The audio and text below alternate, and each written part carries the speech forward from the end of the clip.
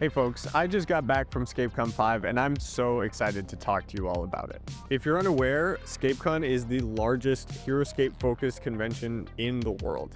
It offers 5 days of non-stop scaping with some of the best competition out there. 85 players converged on Indianapolis last week. Wait, 5 weeks ago? Oh my god. So the chrono key sucked me into a little bit of a time vortex, I guess. But what better way to celebrate Gen Con than by talking about the actual best Heroscape convention experience? Although while my experience was wonderful, I wouldn't exactly say it was normal. In fact, I set a world record, so let's get into it. You see, I had gone up to an academic convention in Canada earlier that week, the main portion of which wrapped up Wednesday evening. But ScapeCon's first event, a team format, started Wednesday afternoon. You see the problem here. And this leads into my world record, which I documented on shorts on the channel. Let's roll the clips. Follow along as I set a Heroscape world record. I'm currently here at the beautiful University of Alberta in Edmonton for an academic conference. As you may know, ScapeCon starts today, but the main portion of the conference wraps up this evening. So I will be taking an overnight flight from Edmonton to Indy with 2 layovers in between. I woke up at 6:30 this morning. I will get there just in time for the afternoon event on Thursday. At that point, accounting for time zones, I will have been awake for 30 straight hours. And so I'm very confident I will be setting a new world record for longest amount of time awake before playing in a Heroscape tournament. So I would love to even win some games if possible, we'll see. But I'll keep you updated as I go throughout the day. So what I did was book a flight out from Edmonton, Canada that left at 12:05 a.m. Thursday morning, leaving from the last night's events of the conference directly to the airport and expecting to land in Indy right before the first Thursday afternoon event. Hello everyone, I've made it to the Edmonton International Airport.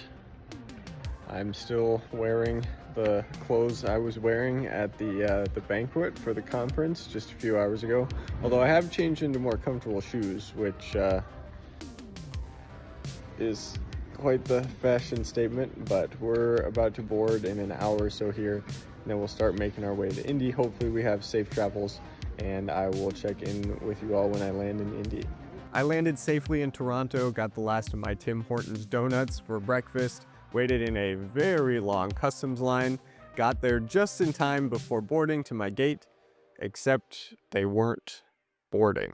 The next flight had gotten delayed by about 40 minutes, which meant it was going to be a very close shave for me to get to my last connecting flight in Atlanta. And yes, I did fly directly over Indy to Atlanta from Toronto, and then hopped in a plane and turned and headed right back north. I have no idea why they did that. I don't plan the routes. When the plane landed in Atlanta, I grabbed my bag and literally sprinted through the airport top speed, probably setting a world record for fastest land speed in an airport. And when I got to the gate, the plane was gone. So there's been a bit of a change of plans in my world record attempt. You'll notice I'm at an airport, but it's not the Indianapolis airport like I should be.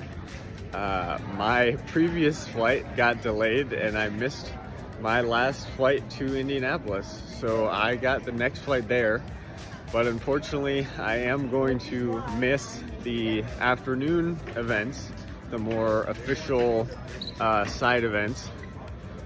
My plan is, because I've already been awake this long, what's another couple more hours, I am actually going to play in the evening side events, the less official side events, Delta format. I cobbled together an army based on what I had and what a couple people let me borrow, which is very generous of them. Yeah, so the record's actually going to be much higher than I thought. I'm going to set a world record for I believe, 38 straight hours awake before playing in the Heroscape tournament. I'm at about 30 hours right now, 29 hours, 30 hours. I'm still feeling pretty cognizant. I still feel pretty aware of my surroundings, which is good. So yeah, I'll keep you guys updated when I get to ScapeCon, and of course when we start the evening event and break a world record. So that's what's been going on with me. Yep, I missed the flight, which meant that I was going to miss the afternoon event and the first 2 days of ScapeCon. I was understandably pretty upset, but I was determined to make the most of it. We made it to the front lobby of ScapeCon Hotel. Things did not go according to plan, even from my last video. We were on the tarmac for about an hour before we took off due to engine troubles. Fortunately, we landed safely, just in time for supper to start here at 6:30. And then the event will start at 7:30 local time, which at that point I will have been awake for 35 straight hours, setting a new and very specific Heroscape world record. I'm excited. I'm feeling surprisingly good. I don't know if I'm in some sort of flow state, but we'll see how it goes. I was finally at the hotel, ready to go. I was so excited to see all of my friends. I knew I was running on fumes, but a good meal helped, and so I cobbled together an army and went to the event that I planned to sleep through. And all right, we have started the event, which means we have officially set a world record for longest amount of hours stayed awake before playing a Heroscape game. So I'm really excited. We're starting with the format Fog of War, and we'll be clicking through their 45-minute rounds, so we'll be finishing this tournament faster. Yeah, that's my getting to ScapeCon journey. Thanks everyone for following along. And what a tournament it was. I actually ended up going 3-1, only losing the very first format, Fog of War, thanks to a very big blunder on my part. Pro tip, don't attack a full life Krug when he still has an order marker on him. I stayed in the tournament despite losing the first game, not because I felt like I needed to win a game, but just because I wanted to get my volumes of games up. I mean, I had missed all of Wednesday and almost all of Thursday, so I felt like I had to get my money's worth, right? ScapeCon only comes around once a year, and I wanted to make sure that I was getting the most out of the experience that I could. And to be honest, I felt great. Honestly, didn't even feel tired. I wasn't even sure why I needed to sleep in the first place if I was operating so efficiently. I mean, think about all the time I would save if I never slept. I was unstoppable. I was inside the Matrix. I'm pretty sure at one point I told someone I was a god inside of a human's body. Now, I thought that person was Chris Perkins, but he doesn't remember me saying that, so I actually have no idea who I said that to. It's possible at that point I was just confusing thought for speech. After a great first tournament, I retired to my room, taking a well-earned shower and falling asleep euphoric, having set the world record for the longest time stayed awake at 35 hours before playing in a competitive Heroscape tournament. And then I woke up. All right, everyone, just to check in, we are at the first round of the morning event at ScapeCon. I feel like I got hit by a bus, but we're ready to go in the first round of Reverse Whip, and we are playing our opponent, Chris Perkins here. Very exciting. So we're ready to get kicked off with a full day of ScapeCon here. Yep, that bed-headed, bleary-eyed doofus is me. I was in so much pain. I was sore all over, my brain was fuzzy, and I could not keep my eyes open for the life of me. In between games on Friday, I had to lay my head down on the table and just close my eyes to get through it. It was rough. Yeah, so that morning tournament didn't go so well. I made a ton of mistakes, and they weren't necessarily tactical or strategical because my superior gamer instincts kicked in. It was things like forgetting to use glyphs that I had taken, forgetting to use very helpful optional abilities, forgetting how many lives heroes had on them, and then making bad decisions based on that information. That continued for pretty much all of Friday and some into Saturday and Sunday. Although, honestly, I had a winning record and I had an absolute blast from game to game, but I was still kind of disappointed with how the overall weekend turned out. I'd hoped to make it into the World Champs like I had last year, but unfortunately on Friday my play was extremely poor, and on the Saturday morning tournament my dice were even worse.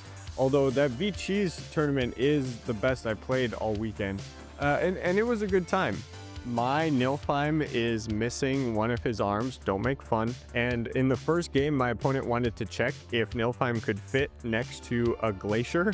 So I ran to Ken, who was the TO at the time, and I asked frantically if anybody else was playing Nilfheim so that I could just borrow it for a quick second.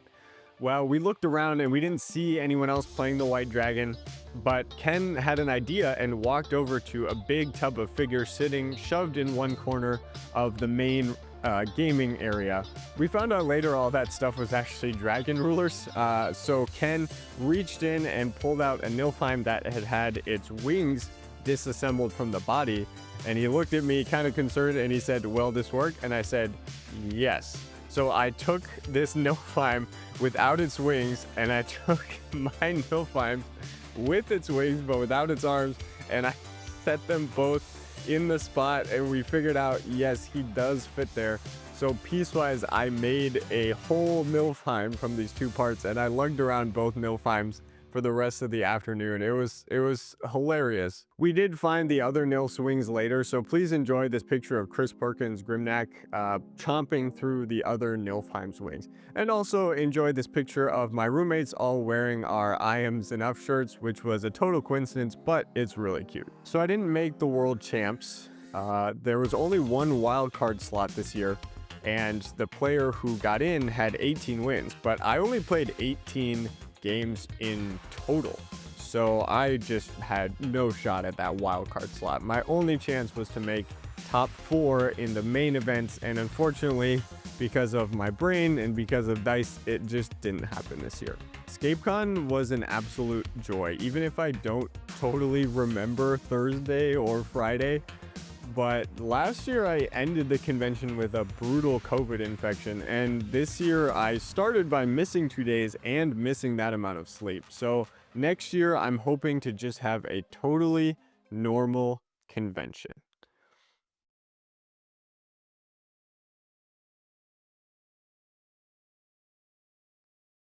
Okay, well, there's no cosmic sign saying otherwise, so I guess everything's going to be all right.